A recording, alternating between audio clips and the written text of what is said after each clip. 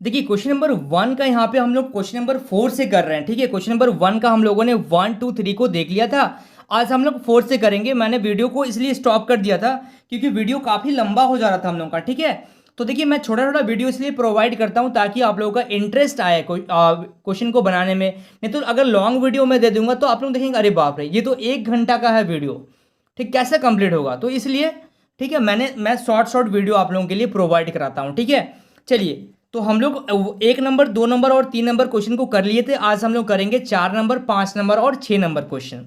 तो देखिए 4 number question important है। 0.2 x प्लस 0.3 y बराबर 1.3, 0.4 x प्लस 0.5 y बराबर 2.3। तो यहाँ पे आपको क्या करना पड़ेगा, आपको यहाँ पे समीकरण 1 2 आप यहाँ पे बिल्कुल भी नहीं मानना है। पहले हम लोग को पॉइंट को हटाना है। ठीक है, तो देखिए यहाँ पे क्या करेंगे, जैसे 0.2 x प्लस 0.3 y बराबर 1.3 है। तो यहाँ से जब पॉइंट हटाएंगे तो यहाँ पे एक आ जाएगा और एक नंबर इसलिए एक जीरो। यहाँ से पॉइंट जब हटाएंगे तो यहाँ पे एक आ जाएगा, यहाँ पे एक जीरो, और यहाँ से पॉइंट हटा देंगे तो 1 और यहाँ पे एक नंबर है इसलिए एक जीरो। अब आपको यहाँ पे क्या करना पड़ेगा, आपको पता है कि यहाँ पे अगर हम लोग का हर समान होता है तो एलसीएम वही आता है 10, और बाकी दो नंबर को, ऊपर का नंबर को हम लोग जोड़ देते हैं। ठीक है, और यहाँ पे जब इक्वल रहे, इक्वल का साइन रहे, और नीचे और इधर का नंबर, इधर भी एक नंबर है हो और इधर भी हर में एक नंबर हो, तो ये दोनों कैंसिल हो जाता है। तो आपका आ गया 2x प्लस 3y बराबर 13। इसको आप मानिए अब समीकरण 1।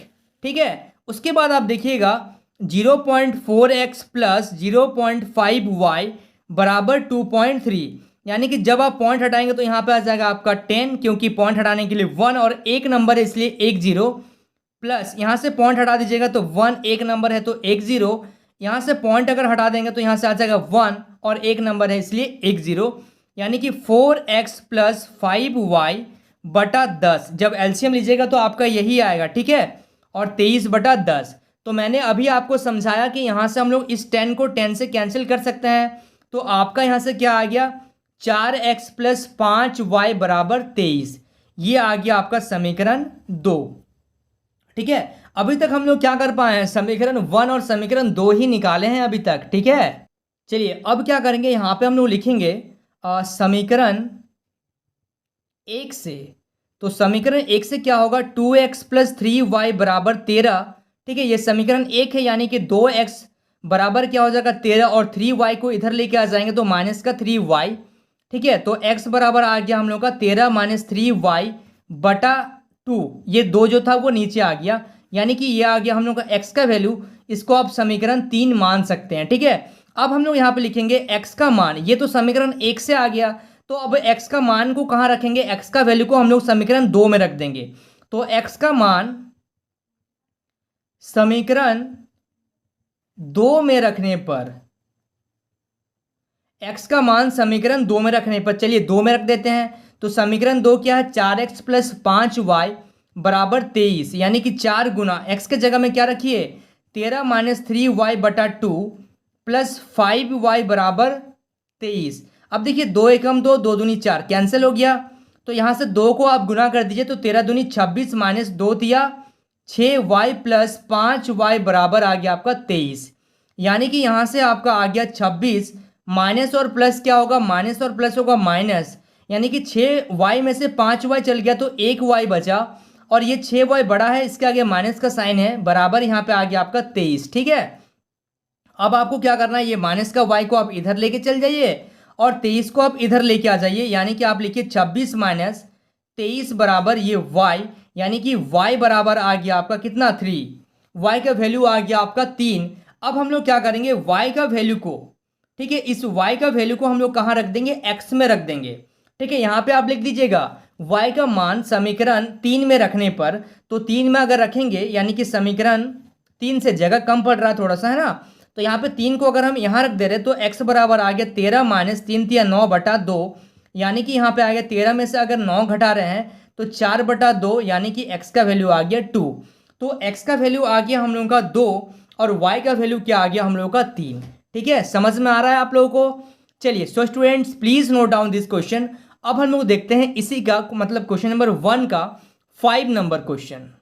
देखिए क्वेश्चन नंबर 1 का 5 नंबर, तो इसको मान लेते हैं समीकरण 1, इसको मान लेते हैं समीकरण 2। ध्यान से देखिएगा क्योंकि इसमें क्या है, रूट है आपका, ठीक है।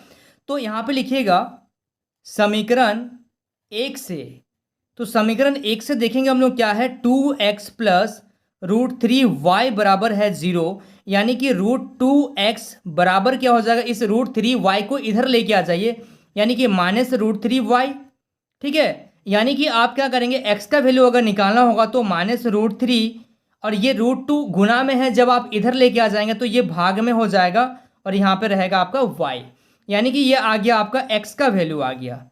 इसको मान लीजिए आप समीकरण 3, ठीक है।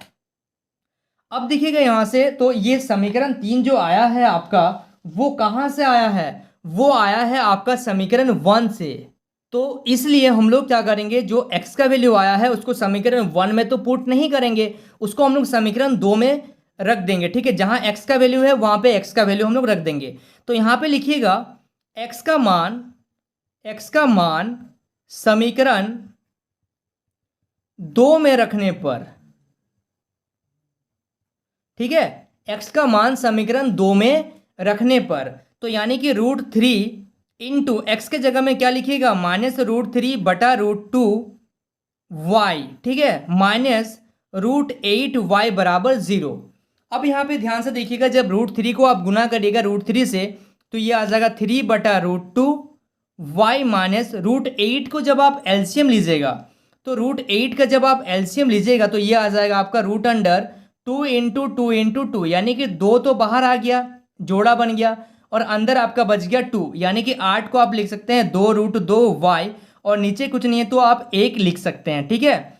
अब यहाँ से ध्यान दीजिएगा, अब हम लोग को यहाँ पे एलसीएम लेना है, यानी कि नीचे √2 है और 1 है, तो इसका एलसीएम तो आएगा √2 का पहाड़ा में √2, एक बार में 1 को गुना कर देंगे इसके ऊपर वाले नंबर से, यहाँ पे माइनस है, 1 का पहाड़ा में अगर √2 को करेंगे तो √2 आएगा, √2 से आपको इसको गुना कर देना पड़ेगा, ठीक है, बराबर आ गया 0।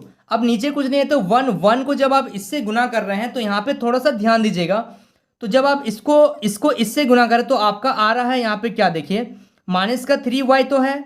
अब देखिए √2 गुना √2, ये देखिए √2 गुना √2, यानी कि √2 का स्क्वायर से रूट कट जाएगा तो यहाँ पे आ जाएगा 2, और 2 को 2 से गुना कर देंगे तो आ जाएगा आपका 4y, और इस √2 को जब 0 से गुना कर देंगे तो आ जाएगा आपका 0, ठीक है। यानी कि -3 और -4, तो यह आ जाएगा -7y बराबर 0, यानी कि y बराबर आ जाएगा 0/-7, यानी कि y का वैल्यू आ गया हम लोग का यहाँ पे फाइनली 0 आ गया है, ठीक है। अब हम लोग लिखेंगे y का मान समीकरण किस में रखना है आपको, समीकरण 3 में, इसमें रख देंगे y का मान, तो x का मान निकल जाएगा।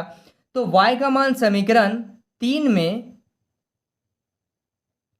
रखने पर, तो 3 में अगर रखेंगे यानी कि x बराबर क्या आ जाएगा, -√3/√2y, यानी कि x बराबर आ गया -√3/√2, y की जगह में आप क्या रख दीजिए 0, यानी कि x का भी वैल्यू क्या आ गया 0। तो आप फाइनली लिख दीजिएगा कि x बराबर 0 और y बराबर भी 0 आ गया है, ठीक है। समझ पा रहे हैं आप लोग।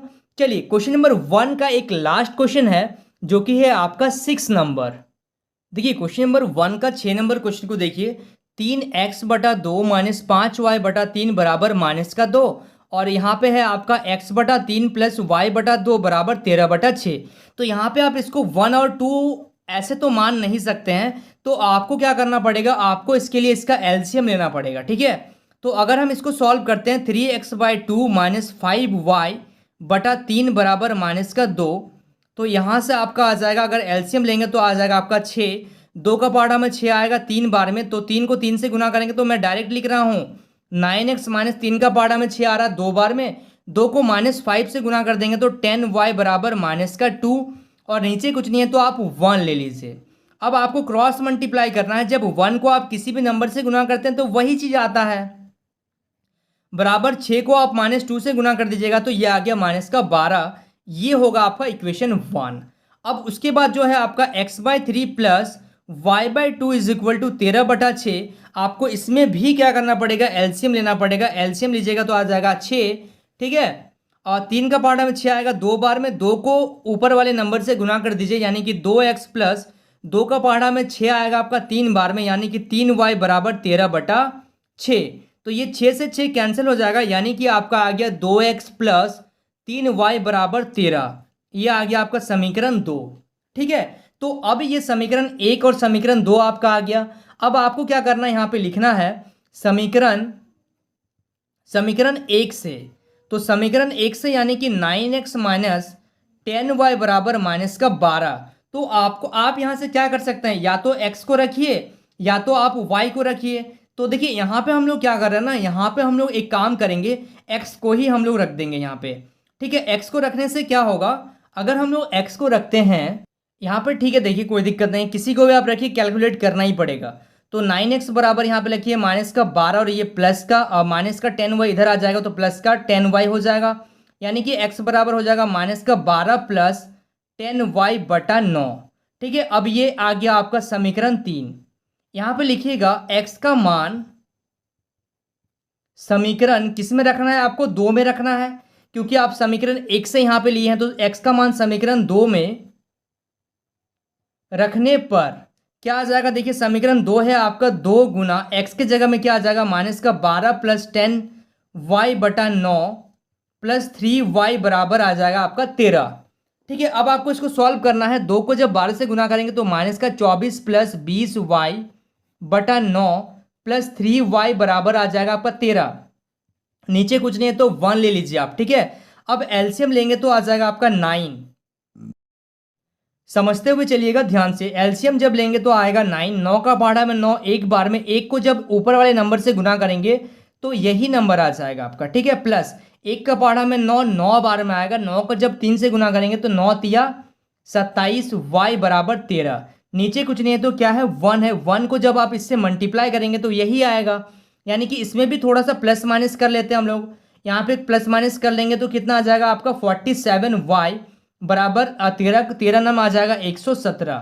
ठीक है, तो यहां से देखिए 47y बराबर 117 और ये माइनस का 24 को आप अगर इधर लेके आ जाएंगे तो प्लस का 24 हो जाएगा, यानी कि 7 और 4 11 का 1 हासिल 1 2 और 1 3 3 और 1 4 और आगे है आपका 1, यानी कि y का वैल्यू आपका आ गया 141 बटा कितना 47। ये आ गया है आपका y का वैल्यू। अब इस y का वैल्यू को अगर आप रख देते हैं इक्वेशन, किसी भी इक्वेशन में, ठीक है, y का वैल्यू को आप किसी भी इक्वेशन में रख दीजिए। अच्छा ये कैंसिल होगा, देखिए हाँ, इसको कैंसिल करना मत भूलिए। इसको आप एक बार में और ये आपका 3 बार में कटेगा, यानी कि y का वैल्यू आ गया आपका 3। अब y का मान आपको समीकरण 3 में रख दीजिए आप, तो आपको x का वैल्यू मिल जाएगा। तो यहाँ पे देखिएगा हम लोग कर रहे हैं y का मान समीकरण 3 में रखने पर, ठीक है, तो x बराबर क्या आ जाएगा माइनस का 12 प्लस 10 गुना 3 बटा 9, यानी कि x बराबर आ जाएगा माइनस का 12 प्लस 30 बटा 9, यानी कि आपका यहाँ से आ गया कितना, जब आप माइनस करेंगे तो 18 बटा 9, यानी कि x बराबर आ जाएगा आपका 9 एकम 9 9 दूनी 18, तो x बराबर आ गया 2। तो आप लिखिएगा अतः x बराबर आ रहा है 2 और y बराबर आ रहा है 3। देख रहे कितना ही कॉम्प्लिकेटेड क्वेश्चन था और कितना आसान तरीके से इसको हम लोगों ने सॉल्व कर दिया। चलिए so students please note down this question. So students I hope आपको इस वीडियो से काफ़ी कुछ सीखने को मिला होगा। वाकई अगर आप इस वीडियो से कुछ सीखे हैं तो इस वीडियो को लाइक करिए, हमारे चैनल को सब्सक्राइब करिए और इस वीडियो के एंड में कमेंट करना मत भूलिए। तो स्टूडेंट्स मिलते हैं नेक्स्ट वीडियो में, तब तक के लिए बाय।